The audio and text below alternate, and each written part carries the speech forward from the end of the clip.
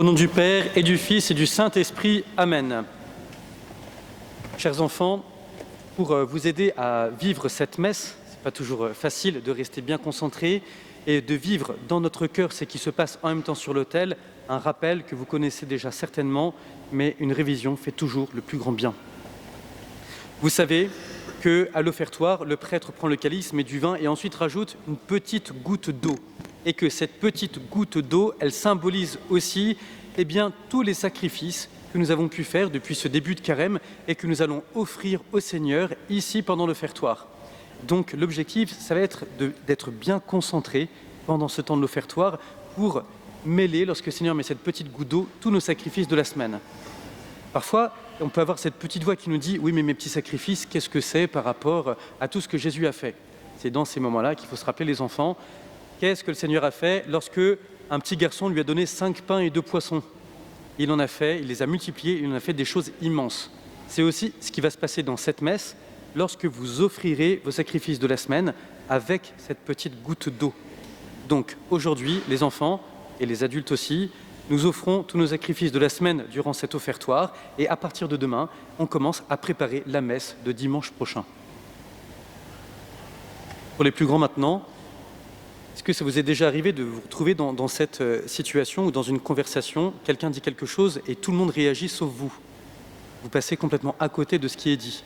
C'est une situation tellement commune qu'on a même une expression dans notre langage courant. On dit « je suis désolé, j'ai pas la ref de ce que tu viens de dire, j'ai pas cette référence ». Eh bien en fait, souvent, lorsque Jésus parle, on est comme cette personne qui ne comprend pas alors que tout le monde réagit autour.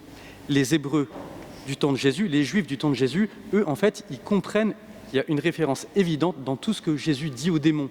Et nous, souvent, on a du mal à comprendre exactement quel est le sens profond de ce dialogue, parfois étonnant, entre Jésus et le démon.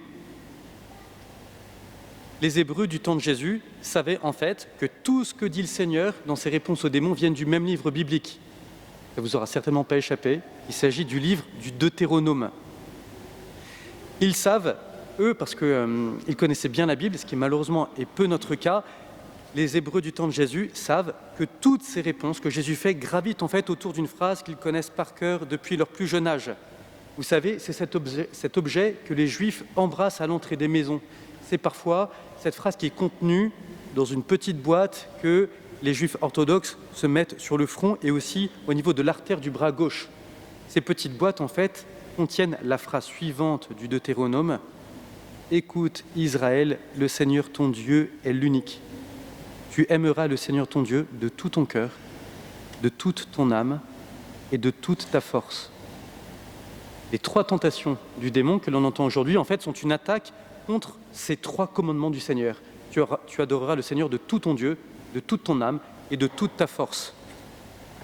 Or, les résolutions que nous avons prises, le combat spirituel que l'on mène dans le carême, le but ultime, c'est ça, c'est de réaliser ce triple commandement de Dieu. Tu aimeras le Seigneur ton Dieu de tout ton cœur, de toute ton âme et de toute ta force. Alors, pour commencer le carême, prenons le temps de constituer notre manuel de lutte contre les tentations en regardant ces 3 tentations du Seigneur et voir comment mener le combat. Première tentation, tentation de la sensibilité. Je fais quand même un rappel préliminaire qui est essentiel, de rappeler des choses que l'on sait mais qu'on doit se rappeler régulièrement, se rappeler que tentation n'est pas péché. Jésus a été tenté au désert. Or, Jésus, Dieu fait homme, n'a jamais péché, donc la tentation n'est pas un péché. Sentir n'est pas consentir, nous dit saint François de Sales. Et donc, lorsque nous sommes assaillis par des tentations, lorsqu'on résiste à ces tentations, ce n'est pas un péché, au contraire, c'est un acte méritoire. Ce rappel étant fait, regardons un petit peu ce qui se passe lorsque notre sensibilité s'affole et nous pousse vers des désirs qui sont mauvais. Comment combattre ? On fait tous l'expérience de cette sensibilité qui s'affole. Lorsqu'on est assailli par les tentations, on a, vous savez, souvent cette sensation du boxeur qui est assailli par les coups de son adversaire et qui se retrouve dans un coin du ring et assailli par les coups et il a l'impression de ne plus rien pouvoir faire, si ce n'est en fait de se replier sur lui-même. Et souvent, lorsque notre sensibilité s'affole, nous sommes un peu comme ça aussi, comme ce boxeur, on se replie sur soi-même. Alors comment mener ce combat contre les tentations de la sensibilité ? Le combat spirituel se passe à l'inverse du combat du boxeur, en fait. Il convient de tourner le dos à la tentation. le boxeur lui fait face à son adversaire, mais nous, dans le combat spirituel, nous devons apprendre à ne pas regarder la tentation, mais à nous détourner d'elle, lui tourner le dos. Et qu'est-ce qu'on va regarder à ce moment-là? Eh bien, l'enjeu, c'est de plus être plié sur soi-même, mais de s'ouvrir pour montrer à Dieu tout ce qui se passe, justement, dans notre sensibilité, dans notre imagination. Et ce qu'il faudrait à ce moment-là montrer, même les tentations les plus inavouables, eh bien, surtout les tentations les plus inavouables. Il faut tout montrer au Seigneur. Et c'est à la mesure où on lui montre ce qui se passe en nous que le Seigneur fait la lumière, puisque le démon déteste la lumière, eh bien, il a vaincu. C'est une méthode extrêmement efficace pour lutter contre les tentations. Et je ne doute pas que nous avons tous ici pris une intention de prière pour lesquelles nous offrons nos efforts de carême. Eh bien, sachez que lorsqu'on mène ce combat justement, lorsqu'on se détourne de notre tentation pour tout montrer au Seigneur, eh bien, c'est un combat que l'on peut offrir aussi pour notre intention de prière. Ça participe à la rédemption du monde. Donc, si nous sommes tentés, réjouissons-nous, tournons-nous vers le Seigneur et offrons ça pour notre intention de prière. Deuxième tentation, c'est la tentation où le démon veut pousser le Seigneur à, quelque part, à commander à Dieu le Père. Cette racine, elle vient, on la retrouve même en fait dans le péché originel. Cette tentation, en fait, elle trouve sa racine dans le refus de recevoir de Dieu. Quand j'explique le péché originel aux enfants dans le catéchisme, je leur donne cet exemple, je leur dis, mais imaginez que votre tante chérie vous invite pour votre anniversaire et vous offre un fantastique cadeau. Elle a réfléchi longtemps pour trouver ce qui pourrait vous plaire. Et lorsqu'elle vous invite chez elle, lorsque vous ouvrez ce cadeau, vous regardez ce qu'il y a à l'intérieur et vous lui dites « c'est lamentable, et en fait, je ne veux pas recevoir ça. Mais puisque c'est mon anniversaire, tante chérie, je vais me servir moi-même chez toi et je vais prendre dans ton salon, ce qui m'intéresse. » Les enfants sont en général médusés, les yeux grands ouverts, et me disent « c'est horrible ». Ils ont parfaitement raison. En fait, le péché originel, la racine du péché originel, c'est ça. Face à Dieu, qui se donne lui-même totalement, Dieu tout-puissant et éternel, le péché originel consiste à lui dire « en fait, je n'en veux pas. Je ne veux pas recevoir de vous. Et en fait, je vais prendre moi-même ce qui m'intéresse. » La racine du péché originel est vraiment là. Et en raison du péché originel, eh bien, nous sommes tous teintés par cette tentation de vouloir dominer.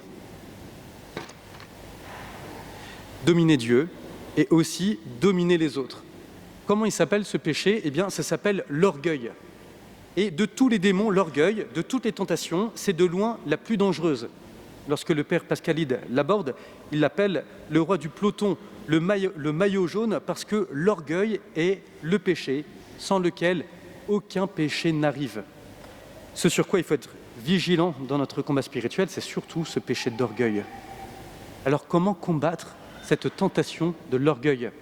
Eh bien, en imitant le Seigneur Dieu fait homme qui n'est pas venu pour être servi, mais pour servir.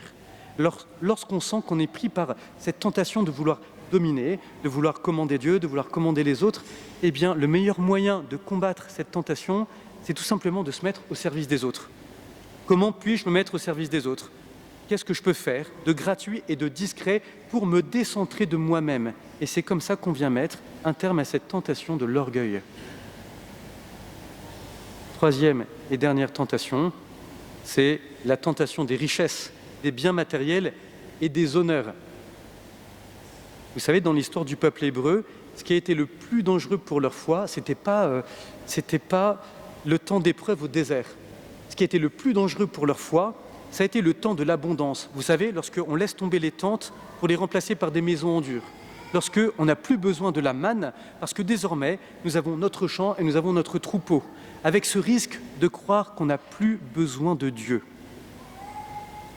La question que l'on doit tous se poser, c'est est-ce que j'arrive à prendre chaque jour un moment pour adorer Dieu? Quand je dis adorer Dieu, je ne veux pas dire nécessairement venir prendre un temps devant le Saint-Sacrement exposé. Est-ce que je prends chaque jour un moment pour élever mon âme vers Dieu qui est le Tout-Puissant et l'Éternel? Si je ne le fais pas, alors je dois sérieusement me demander à quoi je rends un culte. Parce que la nature a horreur du vide. Donc, si je ne rends pas un culte à Dieu, si chaque jour je ne prends pas un temps pour adorer le Seigneur, eh bien, qu'est-ce qui va prendre la place de Dieu? Quelle va être mon idole? Pour la débusquer, l'idole, en fait, on la repère assez facilement. Il y a un signe qui ne trompe pas, c'est qu'en fait, elle ne peut pas combler les désirs de notre cœur. Seul Dieu pourra combler les désirs de notre cœur. Alors, quand je commence à rendre un culte à une idole, il y a un signe qui ne trompe pas, c'est qu'il m'en faut toujours plus de richesse, toujours plus de biens, toujours plus d'honneur. Et c'est là, en fait, que j'entre dans un esclavage, parce que, à force d'en vouloir toujours plus, je me rends esclave de cette idole. Alors, comment combattre cette tentation des honneurs, des richesses, des puissances? Eh bien, tout simplement en donnant à Dieu sa place, en donnant à Dieu la première place et en l'adorant chaque jour. Alors, comment l'adorer? Que dire dans cette adoration? Eh bien, rien de tel que les psaumes. Par exemple, le psaume 144, qui commence ainsi, et que je vous cite. « Je vous exalterai, mon Dieu, mon roi, et je bénirai votre nom dans le temps et pour l'éternité. Le Seigneur est tendresse et pitié, lent à la colère et plein d'amour. Le Seigneur est bonté envers tous. » Nous connaissons certainement les versets qui suivent, rien de tels que les psaumes pour élever notre âme vers Dieu. Et c'est à la mesure où je donne sa place à Dieu que le Seigneur va venir me libérer de ces idoles qui me rendent esclave. Donc, en conclusion et en résumé, face à la tentation de la sensibilité et des sens, eh bien, exerçons-nous à tourner le dos à la tentation et de tout montrer au Seigneur. Dans les tentations de l'orgueil, veillons à nous mettre discrètement au service d'un autre. Dans les tentations des richesses, veillons à adorer Dieu pour qu'il soit le terme de ma vie. Rappelons-nous ce qui gravite autour de tout ce que le Seigneur a répondu aux démons, que le but de ce carême, c'est d'aimer le Seigneur de tout mon cœur, de toute mon âme et de toute ma force. C'est pour cela qu'on va mener ce combat spirituel. Sans oublier que celui qui me donne ce commandement est celui qui m'a aimé le premier de tout son cœur de Père éternel, avec toute son intelligence de Fils et dans toute la puissance de son Esprit Saint. Au nom du Père et du Fils et du Saint-Esprit. Amen.